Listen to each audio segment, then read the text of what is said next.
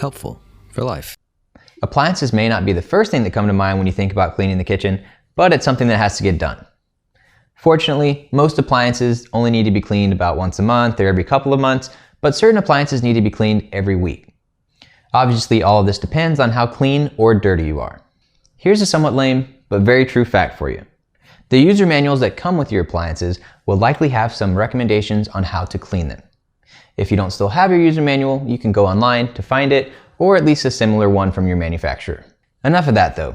Let's listen to Reed now. He's much more entertaining than a user manual. Plus, he refers to himself in the third person. What's more exciting than that? Let's start with the cold section. For the refrigerator, if you live with a big family or a bunch of roommates, this is something you may want to do as often as monthly or quarterly, but if not, you can probably get away doing it just once or twice a year. Although not necessarily fun, it's a pretty straightforward process. First, take everything out of the fridge. As you're doing that, make sure to wipe down anything that's sticky or has drips on the side. Condiments often fall victim to this, so pay particular attention to them. Also use this time to throw away some of those condiments that have been around for a while. Although they can last a really long time, say from a couple weeks all the way to as long as a year, you need to get rid of them every now and then. And if you happen to have some of those condiments that you bought in bulk that you thought you would like, but you really don't use that much, either give those to a friend or throw them out. They're just taking up space. Then toss anything in the fridge that is expired.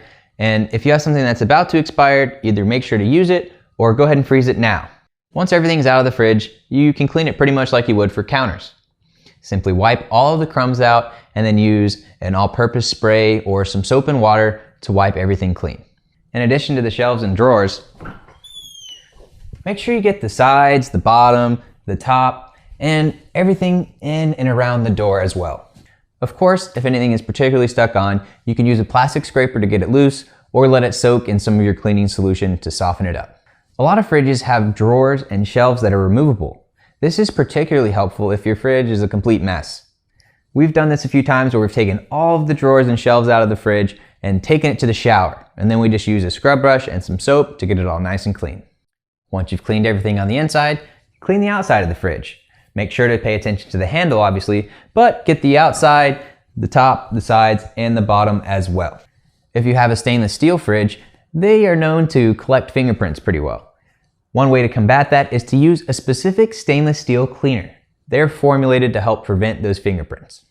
As you're putting things back in the fridge, this is a great time to organize it. We have an entire video on this in the Prep Your Setup milestone, so make sure to check that out. But fortunately for you, we're going to embed a few tips right here. Simply corral-like things together. You can even use containers like this one to make that a little easier. Pay attention to the height of objects as you're putting them back into the fridge. If you need to, you can adjust the height of the shelves in the drawers so that it can fit more optimally. Oh, and if you have a water filter pitcher or a water filter built into your door, make sure you change those out according to manufacturer recommendations. Or at the very least, change them out every time you clean your fridge. For the freezer, it's pretty much the same as the fridge. Fortunately, unless something was spilled or exploded in there, they generally stay pretty clean.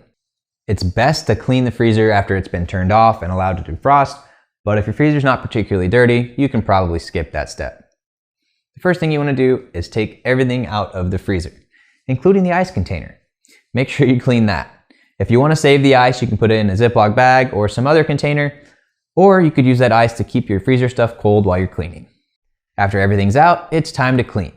You could use a multi-purpose spray, but just know that if your freezer is on, a thin layer of liquid may freeze.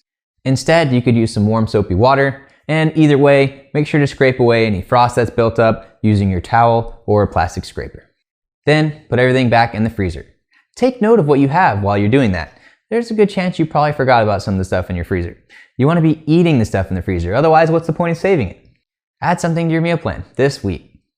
After you get everything back in there, wipe down the outside of the door if you haven't done that already. Again, the handle, top, sides, get it all. By the way, if you're often seeing frost built up in your freezer, there's a chance that something's wrong. You can do a little research online to see all of the possibilities, but here are a few of them to help you out.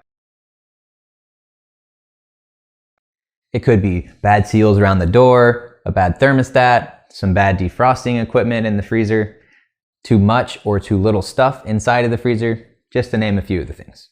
Okay, that does it for the cold stuff. Let's move on to the hot stuff. No, not me, the oven.